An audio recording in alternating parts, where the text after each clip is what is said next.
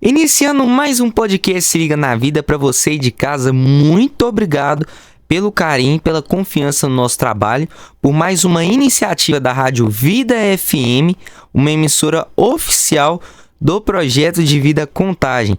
Pessoal, hoje a gente vai estar abordando um testemunho que traz um pouco mais sobre a psicologia, sobre a psicanálise e trazendo também algo que é muito importante, que é como relacionar a fé ao que está aqui dentro. Muitas vezes a gente imagina que o sobrenatural começa vindo dos céus, mas às vezes a gente esquece, né? O Espírito Santo também está no nosso corpo. E hoje eu trouxe aqui a Sinara Cordeiro para estar conversando comigo, trazendo um pouco mais sobre o seu testemunho. Então, primeiramente, dá um bom dia, uma boa tarde, uma boa noite para a galera de casa, Sinara. Olá pessoal, tudo bem? Feliz em participar com vocês. Para quem está assistindo, para quem vai ouvir, bom dia, boa tarde, boa noite. E que essa mensagem possa alcançar o coração de vocês nesse momento. Sinara, vamos fazer uma coisa então. Apresenta para as pessoas de casa quem é a Sinara, onde que existe a bênção de Deus na vida da Sinara, como é que tudo acontece? Olha, falar da minha vida, contar a minha história, a gente faz uma introdução, né, para todo mundo sintonizar aí o que acontece. Bom, eu sou filha da Sinira e do Jairo, meu pai já é falecido. Cheguei ao mundo assim, sem planejamento algum, mas só planejamento por Deus. Hoje eu tenho total convicção disso. E a minha família, hoje eu moro em Contagem, mas eu nasci em Belo Horizonte. Então sou a filha mais velha de 5 filhos. E toda a minha trajetória de vida se deu muito no silêncio. Na minha infância, adolescência, eu era aquela criança assim que sempre procurava agradar todo mundo e fazia o mínimo de barulho possível, aquela criança silenciosa. E Criança calada já é estranho, né? a criança calada, exatamente. Aquela criança calada, porém boazinha. Todo mundo queria por perto, mas porque eu não atrapalhava. E quando eu entendi, né, o porquê desse comportamento, aí vem a questão do meu propósito de vida, que é enxergar a necessidade da criança. Traz muito a minha história, porque eu precisava que alguém olhasse, né, qual era a minha necessidade, qual era o meu propósito, o que eu precisava. Alguém que chegasse e perguntasse, o que está acontecendo com você, criança? No entanto, eu não tive esse espaço, também não estou aqui para, é culpa de quem, por quê? Não, eu vivi esse momento para entender melhor o que eu vivo hoje, que é acolher famílias, enxergar outras crianças, principalmente dentro do comportamento desafiador, e aquela criança também silenciosa, que é importante ser ouvida, e também dar voz a inúmeras crianças, né, que pedem socorro, muitas vezes em silêncio. E eu falo crianças, mas eu falo também da criança interior, é a criança do adulto. O que a gente pode analisar de um adulto que muitas vezes carrega feridas emocionais maltratadas quando era criança? Olha, tem várias questões, mas vamos pensar naquele adulto agressivo. O adulto, uma vez eu estava também em uma entrevista. Quando finalizamos a gravação, um dos cinegrafistas falou assim, olha, eu fui uma criança que eu tive que me tornar uma criança violenta. Por quê? E é uma frase tão simples que eu acredito que você já tenha ouvido do seu pai, talvez, de alguém da família. Assim, se você apanhar na rua, em casa você chega e vai apanhar também. Então, esse homem, quando ele era criança, ele entendeu, ele elaborou essa frase que ele precisava se proteger. Mas como ele ia se proteger na escola, na rua? Ele precisou criar uma armadura de menino, de uma criança que batia. Então ele começou a agredir outras crianças na escola, na rua. Era aquela criança sempre que chegava para aterrorizar o ambiente. E na adolescência ele fez parte de gangues, torcidas organizadas, mas nele era sempre esse intuito de se tornar aquela pessoa com uma referência, no México ele não, O intocável, né? Intocável. E aí, quando ele estava lá por volta dos seus 25 anos, ele descobriu que ia ser pai, e pai de uma menina. E ele já estava começando a ficar incomodado com todo esse comportamento que ele tinha. E aí um colega falou assim, por que você não vai fazer uma terapia? Ele, terapia, pra quê? Não, Coisa faz. de doido, Coisa de né? doido. Pra que isso? Ele, não, você tá querendo mudar de comportamento, às vezes você vai entender. Na terapia ele descobriu que essa frase estava por detrás de todo o comportamento. E na verdade ele não queria, a criança quando ela quer sempre agradar os pais. Então, uma frase que parece ser, frase inofensiva, falou da boca para fora, mas pode criar uma proporção inconsciente que, para não ser agredida em casa, ela precisa se proteger de alguma forma. E para isso, nesse caso, essa criança ela precisou bater, aquele dito tocando terror com todo mundo. E quando ele fez a terapia, ele chegou nessa conclusão, aí ele entendeu. Ele até falou comigo assim, nossa, a gente precisa tomar muito cuidado com o que a gente fala com os nossos filhos, porque eles podem levar sim ao pé da letra. Então, quando eu falo com os pais sobre alguns tipos de comportamentos desafiadores, aquela criança que dá muito trabalho na escola, toda semana os pais são comunicados, é importante parar e olhar para essa criança e entender o que ela está querendo dizer com esse comportamento. Não é só para desafiar, não é somente para tirar os pais do sério. Nenhuma criança acorda com essa intenção de, opa, hoje é o dia que eu vou brigar com a minha mãe o dia todo. Isso é uma resposta inconsciente diante de uma necessidade que ela precisa. Então, por isso também que é importante a ajuda de um profissional para entender todo o cenário. Agora, existe um profissional que é voltado a atender crianças nesse sentido? Sim. Eu, por exemplo, eu atendo crianças e dentro da orientação parental é uma orientação voltada para os pais. E não é te ensinar a ser pai e ser mãe, que às vezes pensa, acha que eu não sei, mas é entender como funciona esse cérebro. Porque, por exemplo, se você vai realizar uma cirurgia, você responde um questionário, se você tem alguma alergia a algum tipo de medicamento, como está a sua saúde, você realiza um check-up, exames de sangue, para entender o que está acontecendo com você. E entender do cérebro humano, a gente precisa entender o que é incompatível para o desenvolvimento desse cérebro. E às vezes nós recebemos uma educação com muita agressividade, violência, achando que está educando. E não está. Está apenas deixando esse cérebro em estado de alerta. É acendendo a luzinha.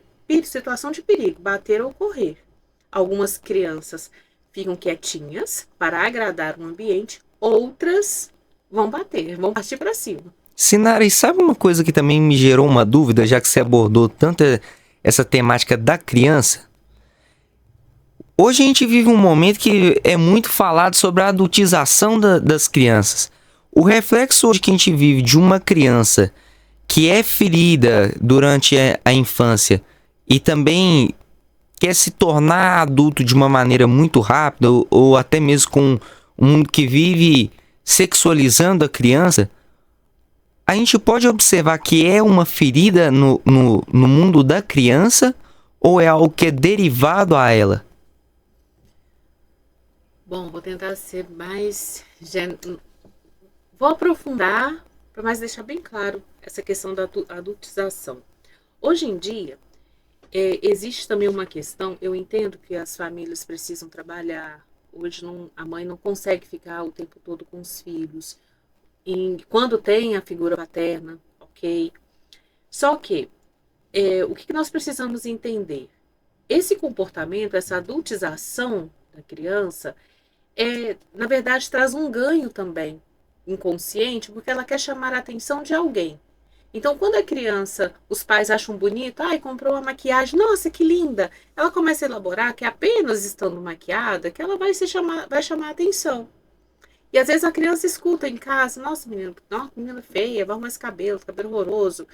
E ela vai associando que precisa fazer uso de tal cosmético, de tal roupa, porque ela vai chamar a atenção.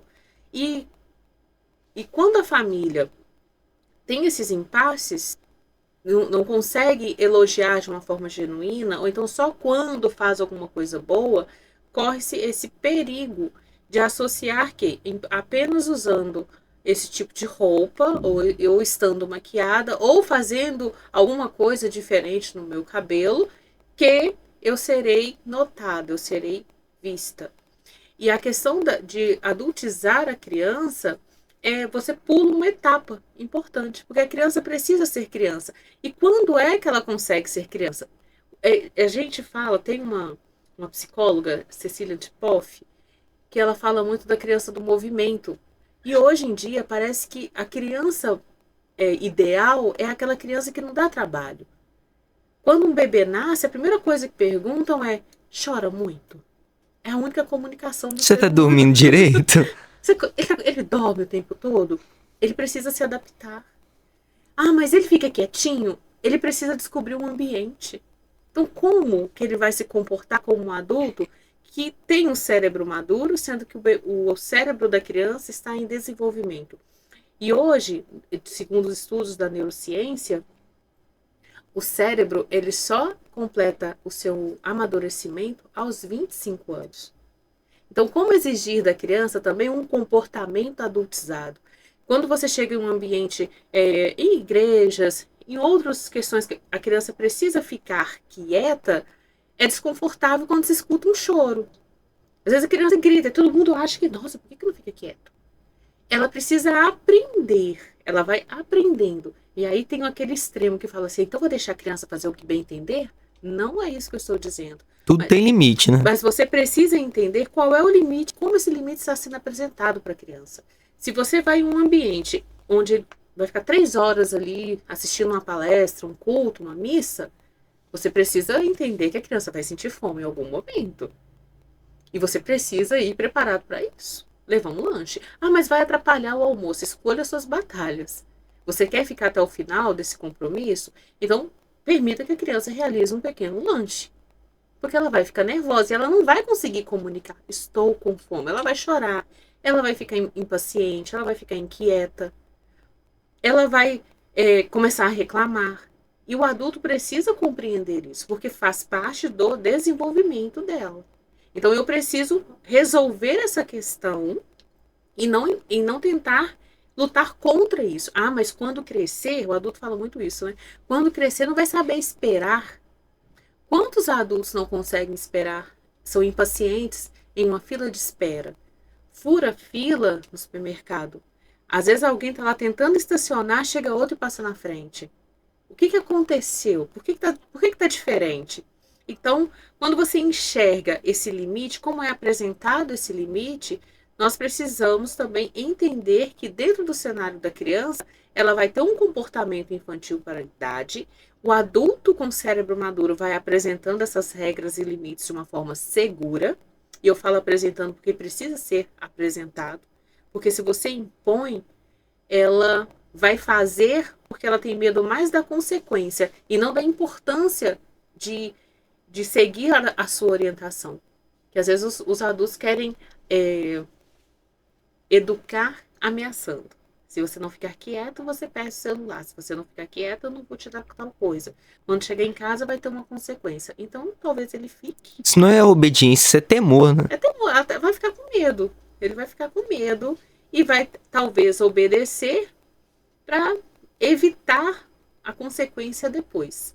Porque ele já sabe o que vai acontecer. Então, dentro dessa questão de observar a criança, enxergar essa necessidade, entender o que de fato também está envolvido nessa adultização, que não é somente roupas e É porque maquiagem, é muito curto, muito breve o que as pessoas fizeram hoje.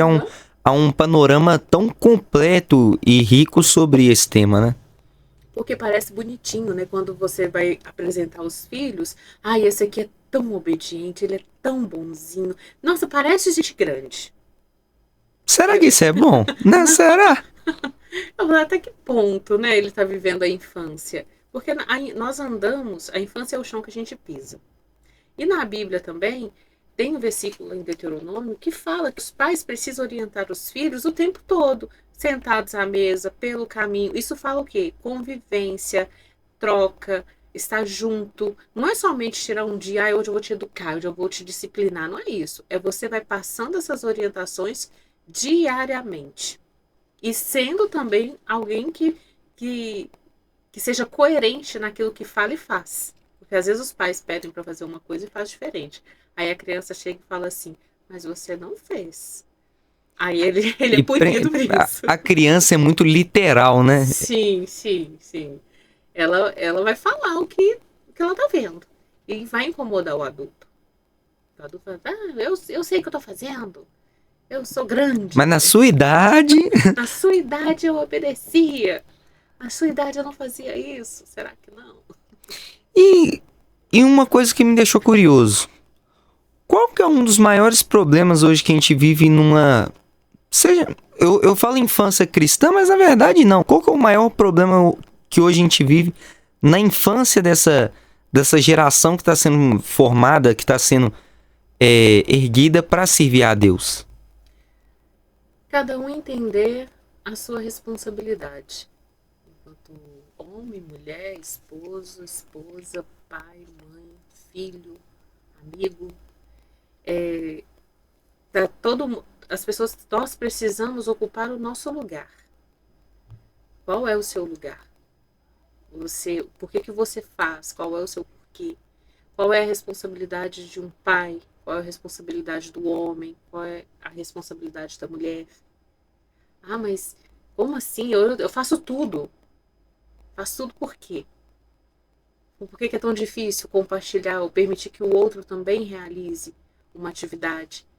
E dentro de casa, nós podemos perceber muito isso, porque quando existe uma pessoa cansada, pode ter certeza que existe um ali que está descansando até demais. E precisa ser incluída nesse contexto familiar. Então, o ser humano ele precisa compreender a sua responsabilidade. Qual é a minha responsabilidade enquanto uma pessoa temente a Deus, que vai à igreja, que precisa compartilhar, amar o próximo como a mim mesmo? Será que eu me amo? Ou eu estou buscando esse amor desesperadamente nas pessoas, sendo que falta em mim esse reconhecimento de amor próprio? Então, tudo isso envolve o indivíduo, né? A pessoa, para entender quem ela é. Entender qual é o seu propósito de vida. E eu acredito também que o momento que a gente vive, né, um momento muitas vezes de famílias desestruturadas, famílias que vivem um processo de tanta confusão, né, às vezes até mesmo de pais que não entendem a sua função, de mães que não entendem a sua função, os dois batendo de frente, isso cai diretamente em quem é o filho, porque eu acredito que todo filho é o reflexo de uma família, seja ela muito bem estruturada, né, com um pai amoroso, uma mãe muito amorosa, ou então o restante de tantas brigas que vieram de uma família, e a criança cria um bloqueio ali, né, até para ela se defender dos resquícios, né, que vão sobre ela. Exatamente. E aí eu compartilho um pouco da minha história, porque o meu pai, ele não exerceu a função paterna. Ele tinha um problema muito sério assim com álcool, então ele vivia numa irresponsabilidade também afetiva, paterna, até mesmo como esposo. A minha mãe precisou assumir esse papel, ou seja, ela saiu desse lugar de mãe para ser 100% provedora. Porque se ela não tivesse tomado essa atitude, as coisas teriam piorado muito. Eu, como filha mais velha, saí desse posto aos 8 anos de idade de filha para ajudar a arrumar uma casa, ajudar a olhar meus irmãos, realidade de várias famílias. Então veio essa disfuncionalidade desse núcleo familiar que eu precisei ser também essa quase mãe dos meus irmãos. Tanto que os meus irmãos mais novos, eles têm uma referência por mim. Você é como se fosse a minha segunda mãe, porque eu não lembro da minha mãe cuidando de mim. Minha mãe se tornou a provedora, ela saía cedo, voltava de noite. Mas ela tinha uma opção? Não. Ela ia fazer o quê, né? Ela precisava disso.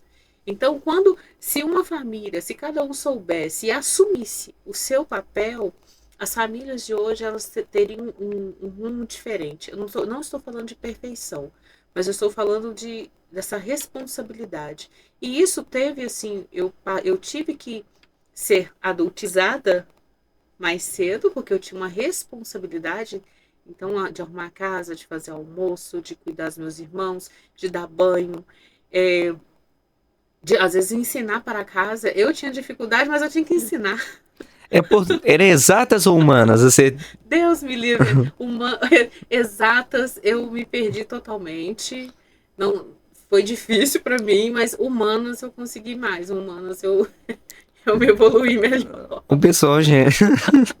Você chega lá, os seus irmãos falam assim: ensina. Eu falo: peraí, deixa eu aprender primeiro. E não tinha nem inteligência artificial, gente. Era tudo assim, é agora ou nunca. Mas eu passei por esse processo. Tanto que com os meus filhos, e trabalhando isso também em terapia, eu tinha muita dificuldade de brincar. E o brincar, aí quem escuta fala, mas eu vou ficar o dia todo brincando com a menina? Ninguém aguenta brincar o dia todo. Cansa também, né? Mas ter aquele tempo de pausa. Ou você sentar e ver seu filho lendo um livro. Aí na minha cabeça funcionava assim, eu acho que vai ter uma identificação geral. Eu tô aqui, gente, escutando as meninas, mas eu podia estar ali passando uma roupa, lavando uma louça, organizando o dia de amanhã. Se sentindo inútil, né? Eu não posso, eu não me permiti ficar parada escutando a minha filha. É um tempo de qualidade, é o tempo que ela precisa naquele momento. Então, muitas vezes, quando alguém liga a internet e vê um monte de gente falando sobre educação de filhos, eu entendo que tempo de qualidade é aquele tempo que você se dispõe diante da necessidade do seu filho. E se você olhar para pensar, seu filho não fica grudado em você o tempo todo. Quando ele te chama, mãe, olha aqui. Eu tenho uma menininha de 3 anos e uma de 7. A de 3 anos, ela tá naquela fase que fala assim, eu gosto muito de correr, me olha correndo. Não é toda hora que ela me pede para olhá-la correr. É de vez em quando, digamos como no dia, umas 2, 3 vezes. E geralmente quando eu estou fazendo almoço ou lavando uma louça. E ela fala, mamãe, me olha correndo, olha como eu corro rápido demais. Eu olho. Às vezes parece bobo, mas é tão importante, né? É importante para a criança. É um tempo de qualidade que ela estava necessitando. A minha filha, ela está na fase da alfabetização, então toda semana ela traz um livro e ela quer ler esse livro para mim. E naquele momento eu sou uma ouvinte, eu não sou uma mãe professora. Porque aqui, principalmente os professores, a mãe que dá aula, que é pedagoga, tem essa, não, deixa eu corrigir isso aqui. Ela vai ler da forma como ela está aprendendo. Depois a gente vai pontuando algumas coisinhas aqui ou ali, mas sem esse lugar assim, não, tá lendo errado, melhora a sua leitura, postura na voz, observa a palavra, porque gera uma tensão também. E nesse desenvolvimento, a criança ela precisa perceber que aprende, ela precisa perceber que ela consegue ler. E ter alguém que a escute faz toda a diferença. Então há um tempinho ali, mamãe, escuta o que eu aprendi. Pode ler, minha filha. E ela vai ler do jeito dela, gente. Se ler tudo errado, é o começo, né? É o começo. Então ela vai juntar as sílabas, igual tá ali a placa. Si, L, Li, G, H, se liga. E Vi. E quando a gente assiste esses vídeos, que tem alguém ali, quando? Isso aí causa uma tensão no cérebro. Então, se no momento de ensinar o dever de casa para o seu filho, já tem ali uma tensão, pode fechar o caderno e desistir, porque ele não vai aprender. Se fosse com 5 anos eu tentando aprender a tabuada, meu amigo. E se a criança chorar, então, pode desistir, porque aí o cérebro entrou em desespero e não entra nada. Porque ele está no modo de alerta. É como se você entrasse em um prédio e não desligasse o alarme. Até você desligar, todo mundo está sendo acionado. E assim funciona o cérebro. A amígdala entra em estado de alerta. A amígdala cerebral. E a de 7 anos, como é que ela é hoje? Bom, ela gosta muito dessa questão da leitura. Ela está adorando. Ai, mamãe, estou aprendendo. Está aprendendo. Entra no conflito assim, mamãe, por que eu não posso usar batom? Meus colegas levam para a escola. E eu também não gosto de colocar no formato assim, é proibido, porque o proibido chama mais atenção, né? Então eu explico. Fala que é proibido pra ver se no outro dia ela já não tá com batom, né? Eu explico a ela, falo assim, filha, existem substâncias no batom que não faz bem para sua saúde. Isso é cientificamente comprovado também. Então faz bem para sua saúde, pode antecipar alguns processos. Então viva a sua infância. Olha como você é bonita. Ah, mas as minhas colegas falam que tem que usar batom, que tem que usar esmalte. Eu prefiro não. Até. Ah, mas se um dia ela chega em casa com batom, vai brigar com ela? Não. Porque quando chega na escola, tem mesmo essa questão da curiosidade, não vou achar que ela tá me desobedecendo. É uma curiosidade que foi para além. Então eu entendo também que é natural. E isso tudo precisa ser conversado. Por quê? Nas minhas observações, ela compreende e às vezes ela fala assim, minha colega só pediu para eu ver. Mas não é um hábito. Então a gente precisa ter esse diálogo em casa e a nossa casa precisa ser também um lugar onde o filho possa apresentar seus erros. E não de chegar, é uma frase que eu gosto muito. Quando seu filho errar, ele precisa correr para os pais e não dos pais. É aquela frase, nossa, minha mãe descobriu, ela vai me matar. Vai comer no couro, né? Como é que o pessoal fala antigamente. Vai me bater até. Não, se minha mãe descobrir, ela vai me ajudar a entender. E não é passar a mão na cabeça da criança. É você resolver junto com ela. Bateu no coleguinha, nós vamos precisar resolver isso aqui. Ir lá na escola, conversar. E a criança junto, participando desse processo. Porque às vezes os pais entram no meio. E começa um pai a brigar com o outro. E às vezes os filhos já estão querendo até fazer amizade ali. Já resolveram? Menino é aquela coisa, né? Bateu na outra hora já é amigo, mamãe, é amigo. E vem por conta de uma reação. Que a criança não sabe lidar com essas emoções. Eu falo muito nas minhas palestras também. Você vai sentir vontade de bater. Essa vontade a gente sente até enquanto adulto. Só que nós não devemos. Você vai sentir vontade, mas você não deve. É o que você faz com essa vontade. A gente precisa trabalhar muito esse sentir com a criança. Você vai sentir vontade de não realizar a atividade da escola. Mas o que isso vai te acarretar? É a sua responsabilidade. Então, tem que treinar isso desde cedo. Né? Desde cedo. Precisa ser falado. Porque às vezes, não, você não pode bater. Como assim não pode se ele sente vontade? Ele vai fazer o que com essa vontade? Você não pode comer chocolate. Como assim? O que ele vai fazer com essa vontade? Ele vai sentir vontade. Por exemplo, eu acompanho também crianças que são diagnosticadas muito cedo com diabetes. E às vezes os pais precisam mudar esse vocabulário. Você não pode comer. É entender, ele vai sentir essa vontade, mas ele precisa entender que mesmo sentindo vontade, esse açúcar, esse doce precisa ser evitado. Compreende melhor. Porque só proibido vai vir aquele palavra, mas é tão gostoso, por que uma coisa tão boa pode ser proibida desse jeito? Porque ele não entende a seriedade da questão em si, que os pais estão tentando proteger. Sinara, vamos fazer uma coisa então? Deixa um recado pro pessoal de casa. O que hoje a gente pode esperar de uma família cristã, né? Um pai cristão, uma mãe cristã, na construção desse papel tão importante que é ser pai de um filho? Mais uma vez, entender a sua responsabilidade. Educar os filhos no caminho em que devem andar. Quando se tornar adulto, não vai se desviar dele. Essa responsabilidade parte também de entender como funciona essa criança. Como funciona o cérebro dessa criança. Hoje em dia nós temos vários meios de comunicação, pesquisas, com embasamento científico. Buscar um ponto de apoio, né? Um ponto de apoio para entender. Porque às vezes os pais falam assim, já tentei de tudo e não está funcionando.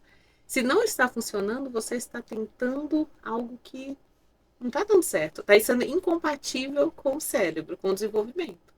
E às vezes esse tentar de tudo é brigar, até mesmo partir para agressão física, agressão verbal. Eu falo muito com os pais assim, quando você pede alguma coisa para o seu filho, você pede ou você pergunta? Você direciona ou você só apresenta? Exemplo, filho, você quer tomar banho? Se a criança de 5, 6 anos está querendo brincar, assistir televisão, jogando videogame, ela vai levantar. Ai, quero sim, mãe, não entendo a necessidade de tomar banho e cuidar do meu corpo todos os dias. Não, não vai. Ela vai simplesmente responder, não, prefiro ficar aqui. Como assim não vai tomar banho? Aí já começa uma briga.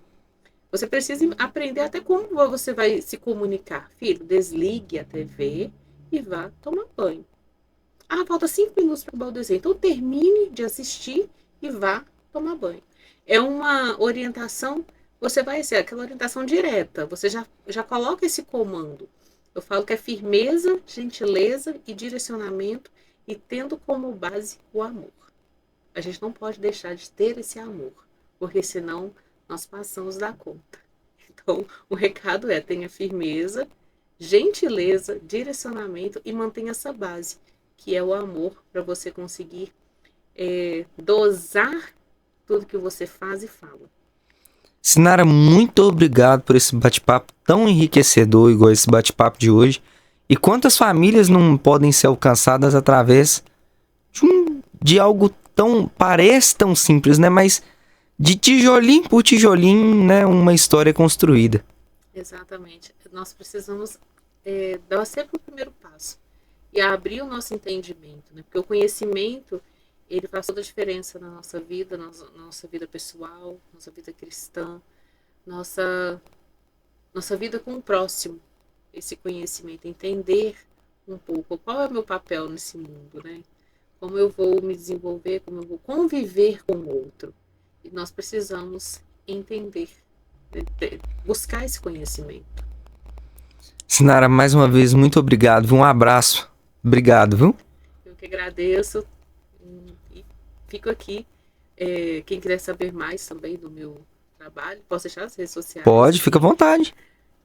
Eu estou no Instagram, Orientar e Acolher, e no YouTube, Se Eu Te Contar, Acredite. Certinho, para você ir de casa, eu vou tentar deixar o cardzinho em algum lugar aqui em cima da tela, provavelmente aqui. Vou deixar aí para você ir de casa. E é como eu sempre digo, né? Mais um bate-papo descontraído, mais um bate-papo enriquecedor. E sabe por que nós temos esse bate-papo? Porque, mais uma vez, eu vou te dizer, projeto de vida, porque cuidar de pessoas é a nossa missão.